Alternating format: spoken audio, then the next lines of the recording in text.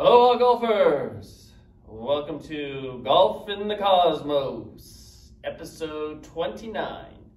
I'm Kevin Robalski, and here we talk all things Mac O'Grady and Morad. So today we're back to the classroom.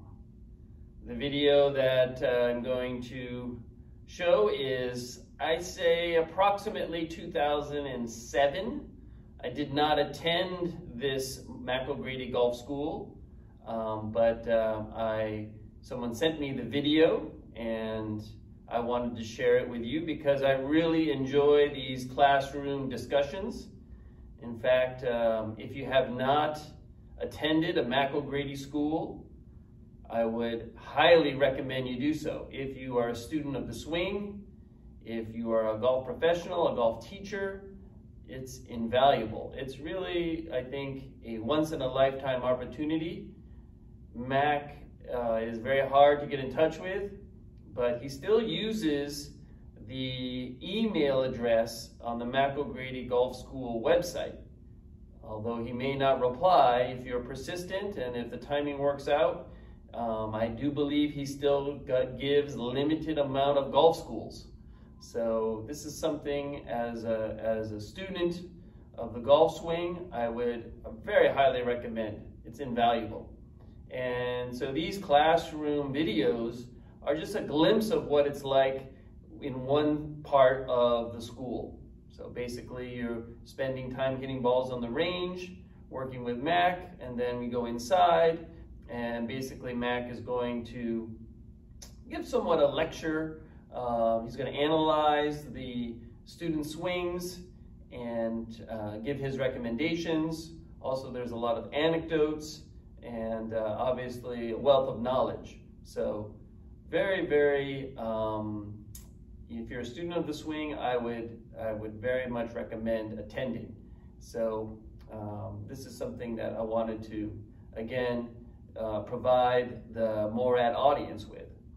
So today in this classroom discussion, a couple things that really come up that I think are very valuable. So Mac will describe how to avoid crossing the line at the top. So we see this a lot with amateurs and good players alike, right? So the shaft at the top will start to angle across the target line. And then the brain has to make some major compensations in the downswing to hit a straight shot, and that's very difficult to do. So Mac will go and describe the reasons why people cross the line and what are the corrections. Also, when you're working with older golfers and you see them having difficulty completing their backswing, and then Mac will go on and describe, again, what's happening when that occurs and how to correct it. So that's very useful information. And then Mac also talks about the importance of keeping the gaze down after impact. So watching the divot after the ball is gone, very, very great swing tip. Most golfers are following the ball on the way up and is slightly coming out of their posture early and thinning the ball, or picking it clean, or topping it.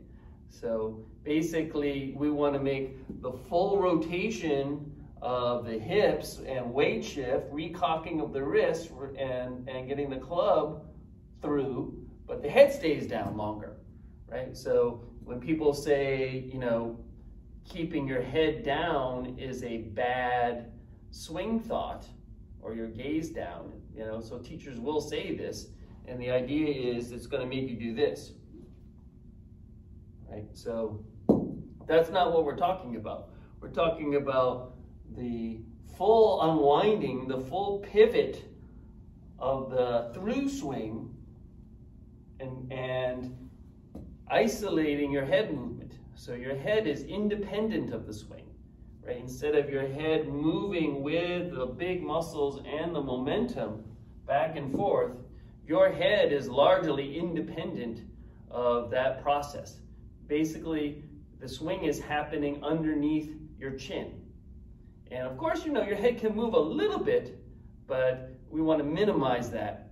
Again, this is extremely important for the brain to be able to coordinate the movements and the muscles and the skeleton and bottom out the club exactly at impact, right? And so by keeping your gaze down, not only do you pinpoint that position, but you can keep your balance and you can break the swing appropriately, right? So that I'm pretty much square to the target, right? I'm not over rotating like this, coming up out of my posture, coming into a contortion, which can cause injury and a loss of balance, right? And Matt gives a very good anecdote, and I very much use this as well. It's like a field goal kicker, right? So we're coming up to the Super Bowl on Sunday, and the field goal kicker does a few things that are very similar to the golf swing. In other words, in the old days, they used to just line up straight and just kick linearly down the line.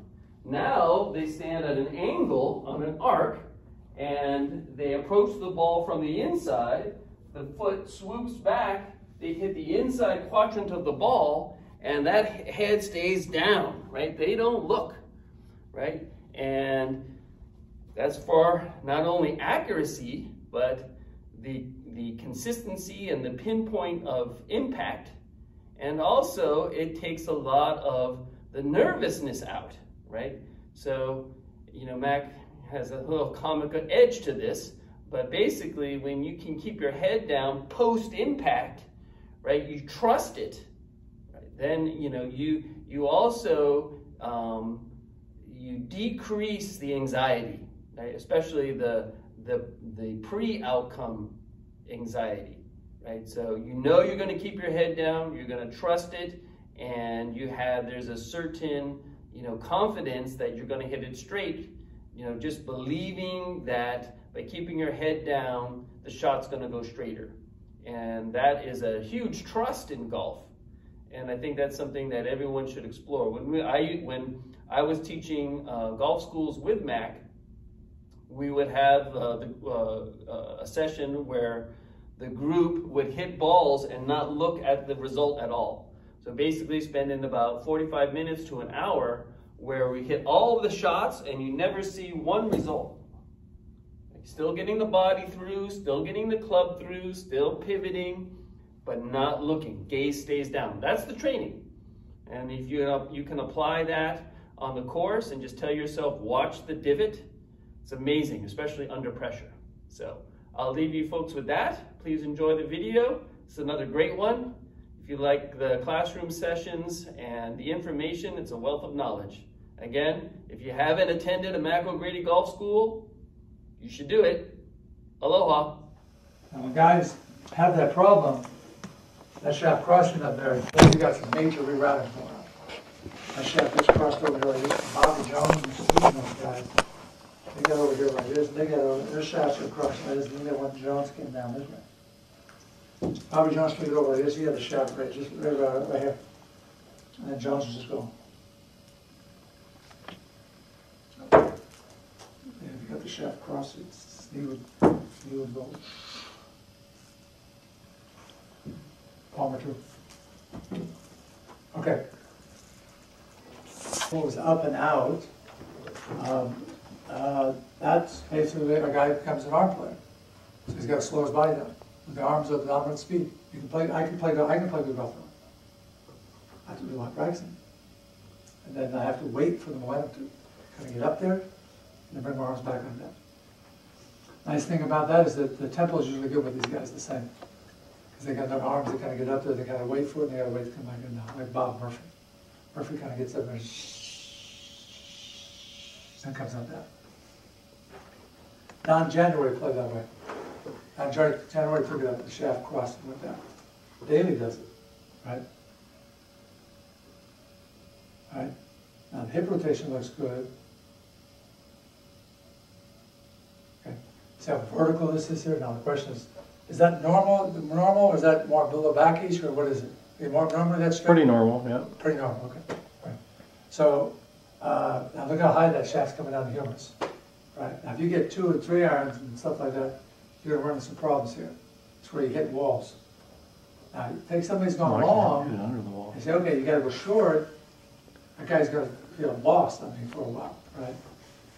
You have to know how to change that. So we'll have fun, providing tomorrow you feel a little better or something. Okay, look how high the shaft is. Okay. Is that why whenever I start hitting it, What? as I said, is that why when I hit it bad for a spell, I'll go to a side hill line, hit it a lot better? Yeah. And able to find the center of the club face? Yeah. This is, you can do it, you know, you're gonna have severe limitations. Now, lower those COGs, right? Just strictly an arm player over here like this, you can go like that. Watch the hand trajectory pad. Okay. Like the knee stay flexed. Now the body motions there look pretty nice, pretty good, right? We've had a couple schools where guys had their arms real long, and we changed them. So I wonder one of the kids got it really fast, right? And it's, and boom, started hitting it really solid. Okay. See, I'm almost returned back to where I was at address. Okay, good. Now, if you look at this one more time,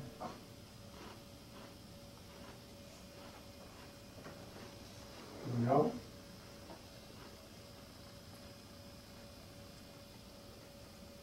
Okay.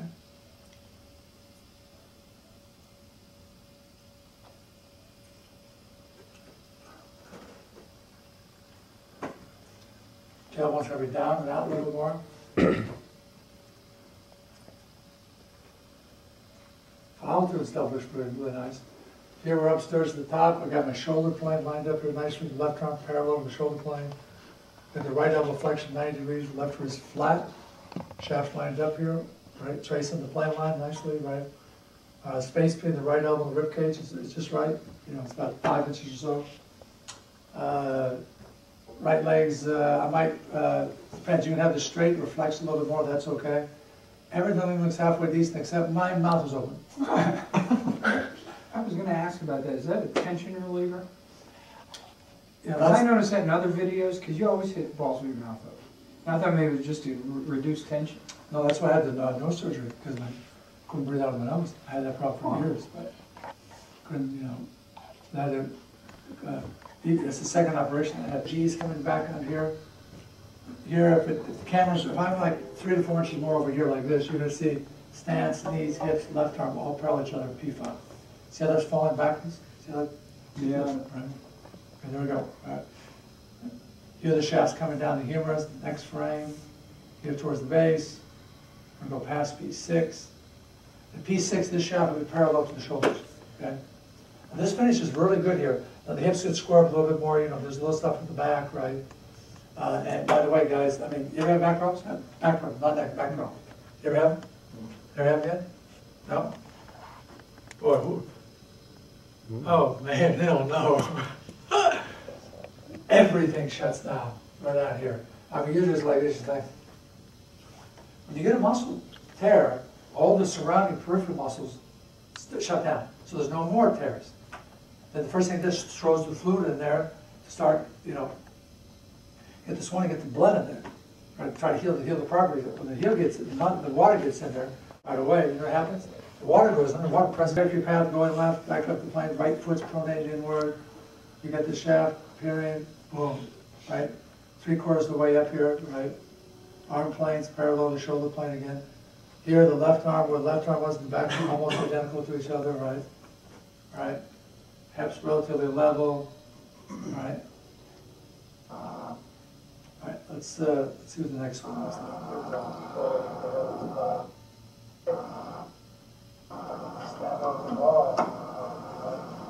Right, notice how I got a close stance here? Close stance, there's a couple of reasons why you do this. Is that not only does it help you rotate and turn better, but when you come on down, you got space to get this right elbow, have a little more freedom to get your elbow in. Okay? This goes the other way, it collides. It gets too open, especially hitting lop shots or bunker shots like this. You want this stance really close, then you really have the freedom to get your elbow in here. So you can delay the releases coming down over here like this. Really important, really, really important.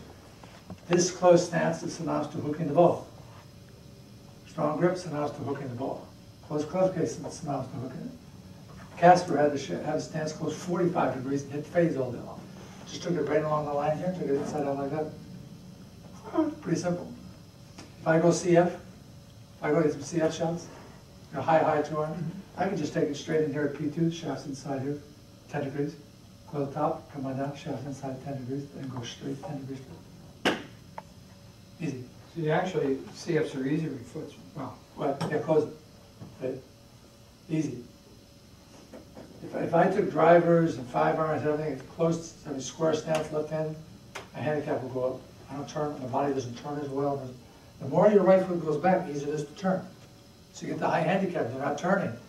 It's like, gosh, if you have here, look at somebody who under rotates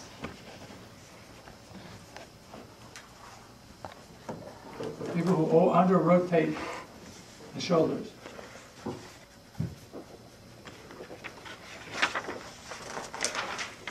Okay? That's anywhere from 45 degrees to 60 to 80 degrees. You want to get the shoulders turned at 90. There's a lot of reasons why. 90 degrees is a reference number. When these people go 45, 60, 80, depending on their age, the older they get, first thing that happens, right here, you have to go closed stance. Let's say somebody is at 45 degrees, going like this. And the shoulders are only turn at 45 degrees like this. Okay? Here's the various elements you do. One, first thing, closed stance, at least 6 inches. All right? 2, all right? All right? Hand trajectory path. Hand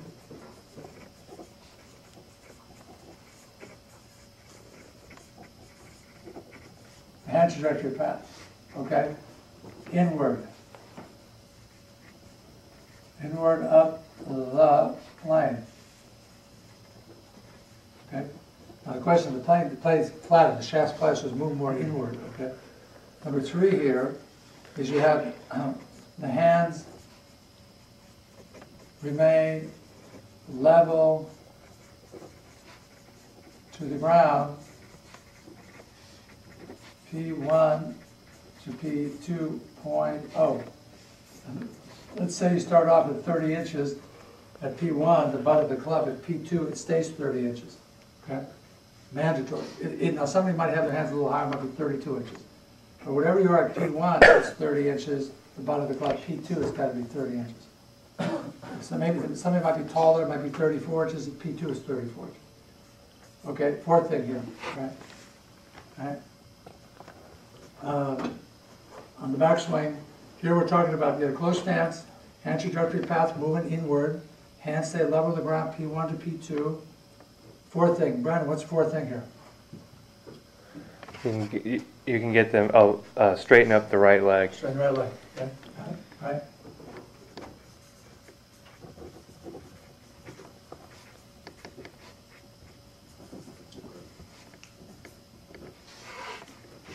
Okay, right leg is straightened out. Okay. Now the question is, somebody starts off, the right leg is flexed 20 degrees. If somebody does it, if they really under rotate like this, their right leg is going to be straight at impact. I mean, at straight, top of the swing, P4. Somebody's 80 degrees, all you do there, somebody's at 80 degrees, you close the stance 2 inches. Hand trajectory path still goes inside, same. Hand trajectory, the hands to the level around, that stays the same. P1 to, okay, yeah, 30 inches, same. Okay. Number 4, right leg straightens out. It goes to 20, goes to 10 degrees. Okay? Right leg straightens out, 10 degrees. All you do is you change this. Change here from 6 to 2. From here from 20 to 10 degrees. Just 10 degrees flexion. Just tighten up. If somebody's at 80 degrees, you got to get to 90. That's all you have to do there. Right? 5th point here, if somebody's at 45 degrees, they need more hip rotation, they need more shoulder rotation. What's the 5th point here? We already discussed it. Lift the heel. Huh? Lift your left heel. Lift your heel off the ground. Lift. This is right-handed, right? Lift left heel off the ground. a couple inches, say 2 inches. There you go. Now, if somebody's here, 45 degrees, they got to do these first 5 things. If they're over here at 80 degrees, you can just change this from 6 to 2. Hand trajectory path goes inward, hands stay level with the ground, P1 to P2. Right leg straightens out, just changes 10 degrees. Left heel stays on the ground. So when you look at somebody, you see them going over here like this, you got to be able to read that quickly, right? So that's the stuff about why guys cross the shaft. His head, torso, the hips, all right? Give me a number, 0 to 10. 10. 10 being really good. 10. 10, all right. What do you think?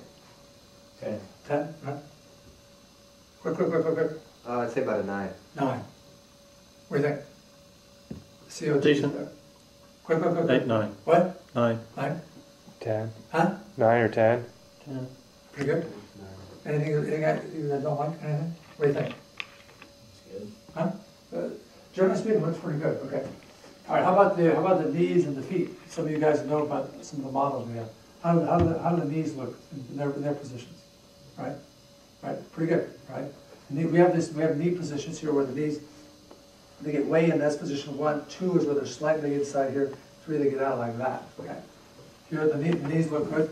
Feet look really good. The right foot might be back a couple more inches. Right. That's excellent. Right. Now look at me here like this. My head looks like it's a little tilted, a little bit over here like that, all right? Now the tendency, because I've practiced so long for left-handed for the last 3 years, is that one of the reasons why I've kind of had my head leaning, I was much worse before I put my weight over here because this was my bad foot. So before I was over here like this, because that's where I get all the feedback. Put my left foot, I feel like I can fall down everything. So the body starts making the compensation movement, just like your neck going like this. Right? You get that fusion band, you can be like this. The kid's going to call you Mr. Giraffe, right? You're going to be over here like this. Okay?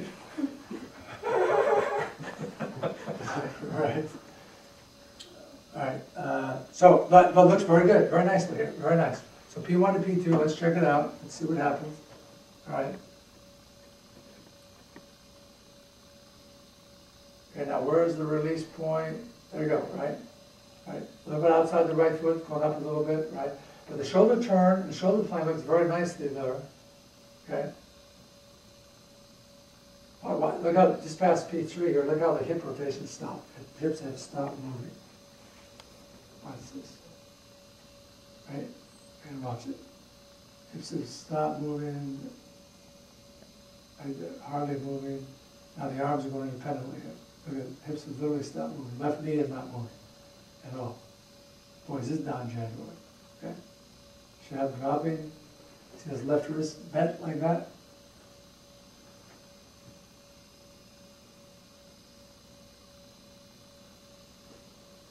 The right elbow looks a little crappy right there, right? Now, this part looks really good. Torso looks, shoulders are down, which is all right. So then back here, this is a little jammish right here, okay? All right? Okay. This is the shoulder tires off the ground here, elbows bending going like this. This stuff is real easy to change, very easy to change, okay? Rotation going on here, left knee staying relaxed, pelvis. Okay. Nice finish.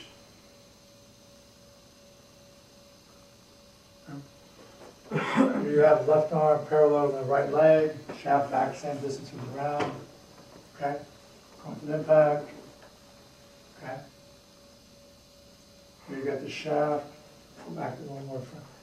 Look how my head is staying down. Okay. Go back here. Right.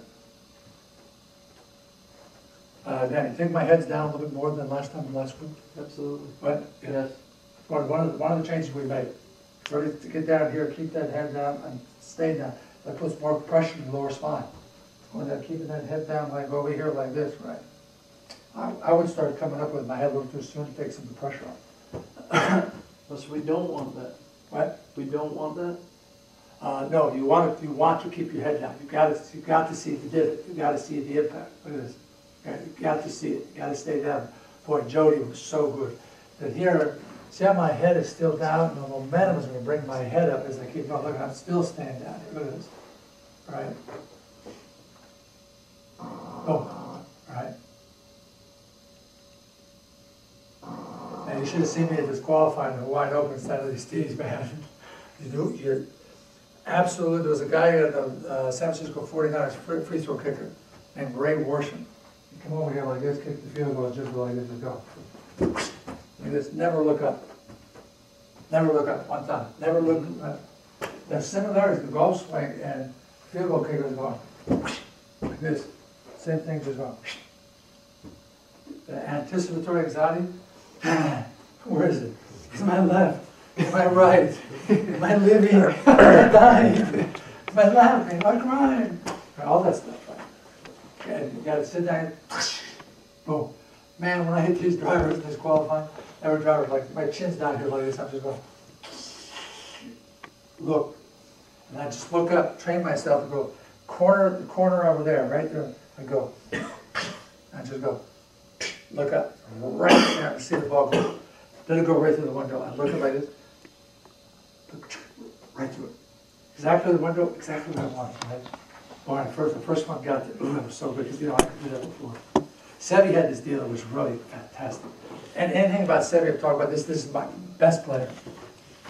Sevi had trouble to that square right there, that white square, but it's 30 yards ahead. He gets on the trees, looks left, looks right, goes through the options. Okay. That's high risk option 9.9. Okay? He looks through it, but he can see the ball going 30, going right through the opening. Right? Okay, fine. Looks right, looks left, checks, walks up to the fairway, comes back, looks at the light one more time, and do it again. Yeah. Or do it with this wrist. Yeah. Above that wrist. Yeah. Hey, left hand, when I first got it, hey, I'd go like this. This would go like this. Right? Then, I'd throw it back, it would get back behind me, but this shaft would move around like that. So I had to literally feel when I got to the top, I went over here like this. I had to go that way. At P3, You mean starting down or on the way back? P3 3/4. The moment I got up to P3 3/4, I had to go that way and bring it that way. I literally had to go like that, bring the shaft that way. Right? Or I go like this, I can take it over here like this, right? And move my arms around. One way, the second one. Third way, you do your shoulders go that way. The problem is you're going to go like here, and throw it like this, you can throw it too far that way. Because that wrist is flat right there. I mean, I don't know what it looks like as it starts down. Yeah, but then watch, when you start coming down, just watch. See that shaft? Shaft went that way? The club head's going that way. The club is going the wrong direction. The club is going to go back that way. So just before you get up to P3, I'll show you. Let me take this back a second. You have a chance to get out there before we come down. You're going to get right to about right here, and then you're going to start going like this. With your right hand. And then bring that booger back. Watch how you get to the top, watch. Go ahead. Okay?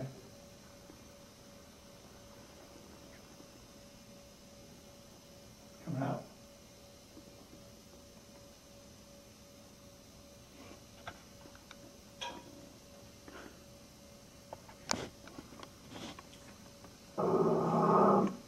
So that's the first suggestion. You watch how that thing throws back. If you do that. Fire your speed up.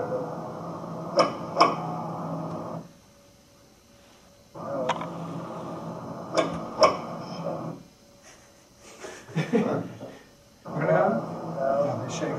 Oh, shake it about 4 times. Okay, good. All right, change course.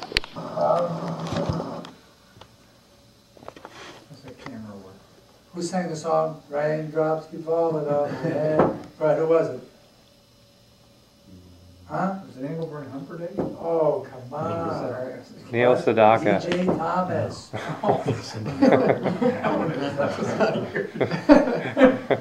ever heard the song? Yeah. All right. Are you sure Loves Engelbert it. didn't sing it? What? Are you sure it wasn't Engelbert Humperdinck? Engelbert. You should see these guys, man. He cares. All right, posture looks very good. Arms underneath the shoulders, cup shaft plate angle, right foot should be back just a couple more inches. All right, sir. P1 to P2. Hey, right on the numbers here. Look at this. All right.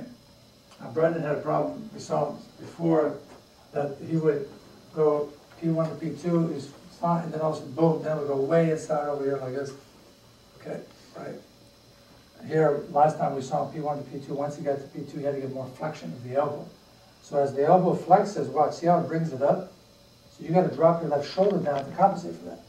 If you sit here like this, you just bend your right elbow like this, it actually, look at it, actually comes up. See the shaft here like this? It actually brings it up. Go here like this.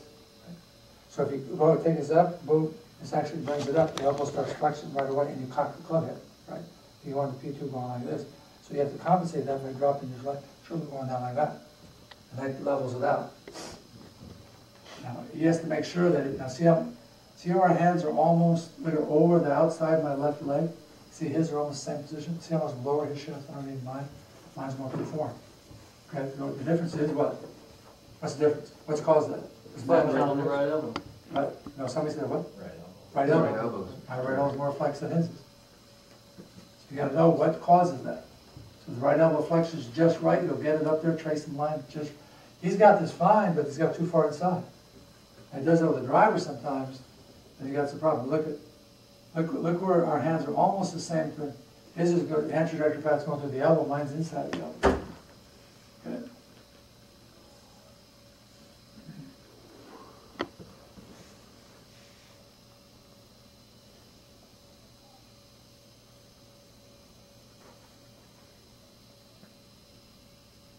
Now Brennan looks a lot like Sneed in some of the movements here. Okay? You get the shaft. Look at the alignment of our knees here. Look at the alignment of our hips. Look how his it's still up here, higher. Look how much lower mine's sitting down. I'm just a little bit ahead of you. Go one more frame from Brendan. Go right down here. Okay? All right. Some impact, hand trajectory path. He's got a lot of, I say, every time I see him swing the club, I see Steve. Every single time. Every time. Right? Over here. Okay? Okay? I like it when guys go ahead, bang, they stop everything right here. Stop. Literally stop. Just go. Bang. Right? That's it. Now this hip should be up just a little bit higher. Right? Look. Just a little bit higher. Just a tiny bit. Let's see if it keeps moving upward, upward, upward, upward, upward. All right. Okay. All right. Right heel down just a tiny bit more. Knees together. Very nice. Hips level. Hips panning to the left. Torso tilted here to the right. Okay. The key here is you got to get this hips level. And when you start bending here, you don't want to get your hips going like this, sagging left like this. You start sagging it, see what does the pressure point your left foot? Okay. You get this up higher, this brings you back up, your knees together, flattens out that pressure point, the feet in there. Okay. This hip sags like this, and it puts too much spine tilt on your spine. There's 5 shifts going here. One is when you're P6, towards P7, up towards P8, P7's impact, P8 shaft parallel, P9 right arm parallel. By the time you get over here like this pelvis has to get up, so you shift it from here, P6, P7, you shift it to the lumbar spine, shift it, pelvis is now forward like this. It's out, now so it's fully pushed all the way forward. Second thing, your thoracic spine, that's the upper mid-back, it's got to be released backward. Okay? And then your weight's got to be all the way left. If your weight's in the center, and my right foot's like this, now look at me, I'm like this. I'm back over here, now I got pressure on my spine. See that foot? That's going to be back like that. Okay? So the thing is, your weight gets left, and boom, the pelvis has to be released. That's the lower part. The chest got to go forward, that means the thoracic spine. You got to shift that backwards. And the cervical spine's got to go this way. And there's 2 more shifts. You got the thoracic spine, it's got to shift sideways. And your head's got to go more sideways. Without going like this. Okay, this is straight up, that way, not this way.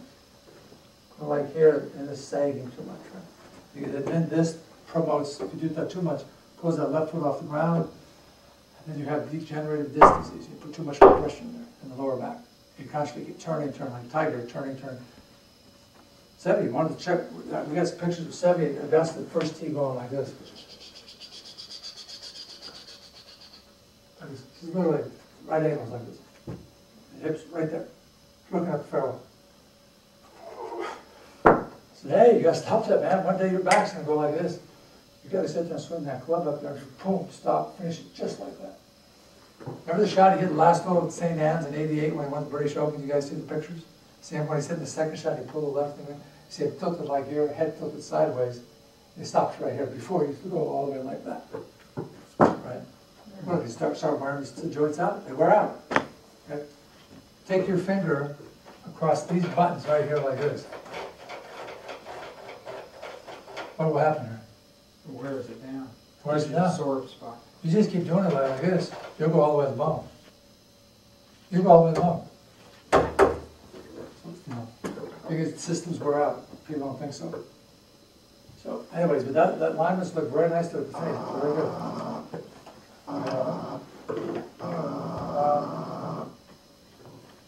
P2.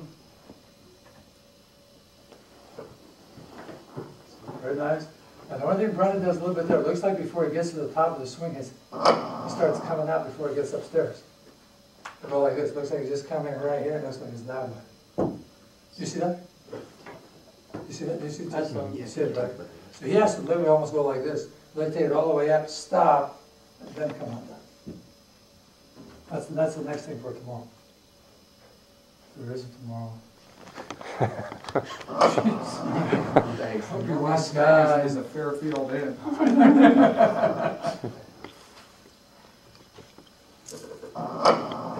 You say Jimmy Fairfield? Is that what you said? John Fairfield, Ogden. Those guys are all pals. Have you heard what they did at El Dorado? Fazio came in. They're really good stuff, just like that. Okay.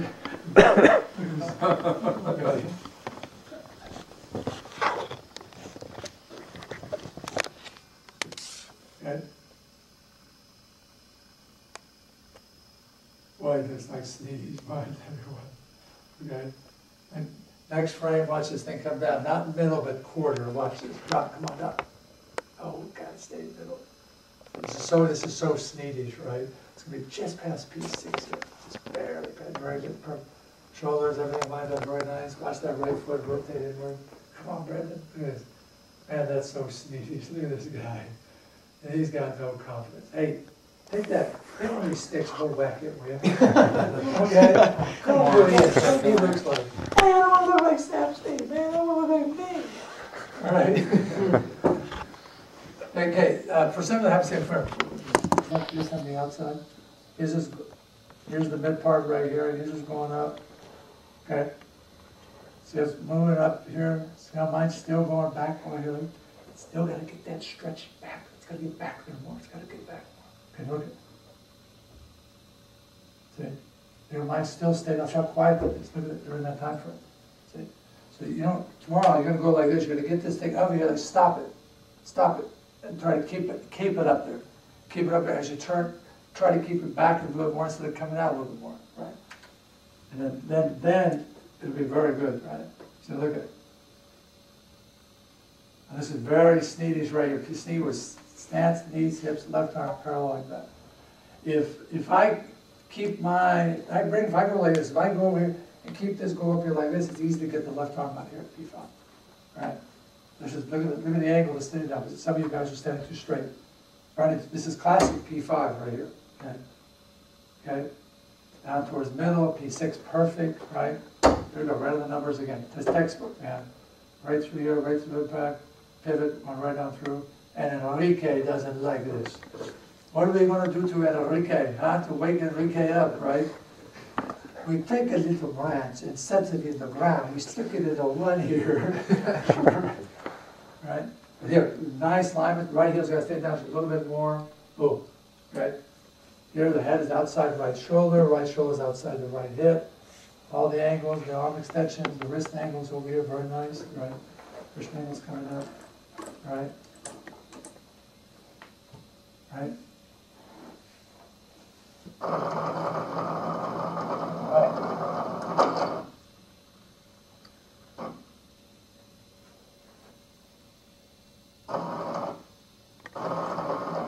Rain sounds good, I like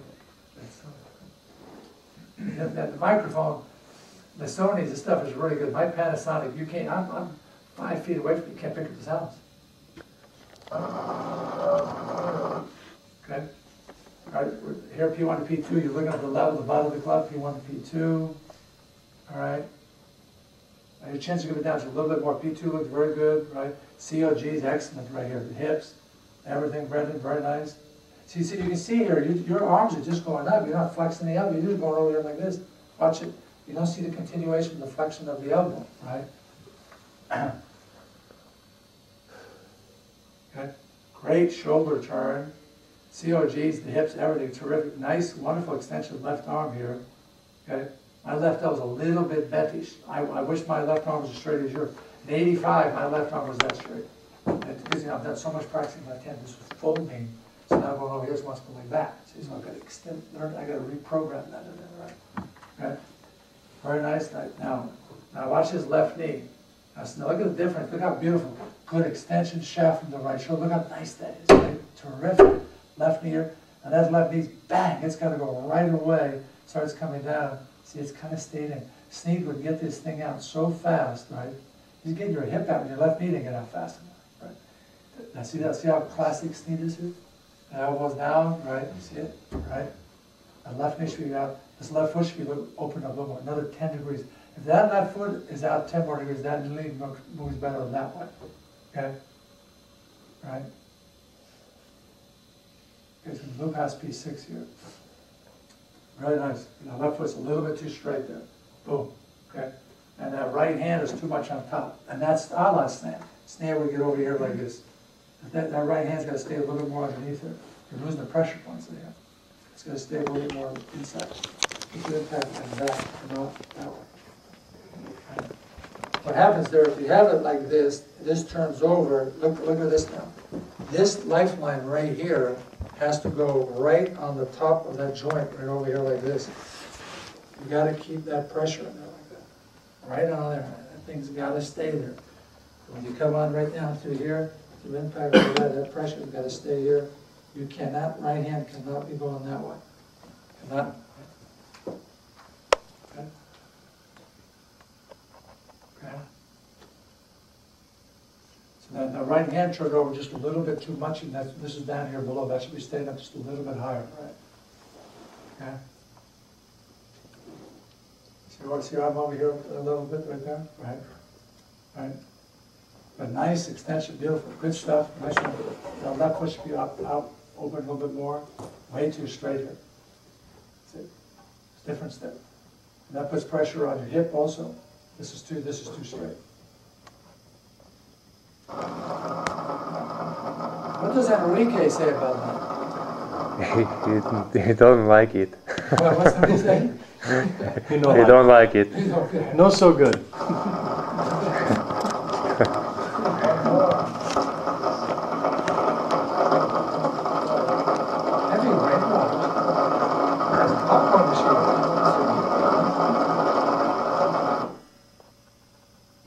Hey, right on number. Ooh, this is good.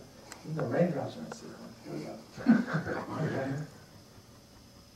See, look at the right elbow. Look at the difference of my elbows is flexing. Okay, see? Now some of you guys, the elbows are, there's too much bent here in the right elbow. You've got to keep it more straight like this. It's a rare deal to tell somebody he's got to bend the elbow more. Doesn't happen that often. But that's a rarity. It's a rarity. Okay. All right. Get over, start transferring. Get that left knee, left arm, boom, boom. Okay. Okay. That left knee's got to get out first. Hey, Sammy, and Enrique. All right, here we go. The right hand.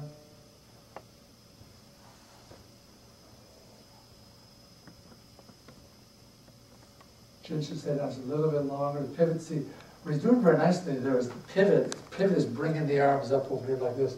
And the pivot is bringing the arms back up over here like that. So Sneed would get over here like this. The pivot would bring it up, but you got to flex that elbow more. Sneed would take it up like this, flex the elbow, and then shaft would let it off more of that one. Come in on that. Right. Mine just look very good. Thank you. Okay.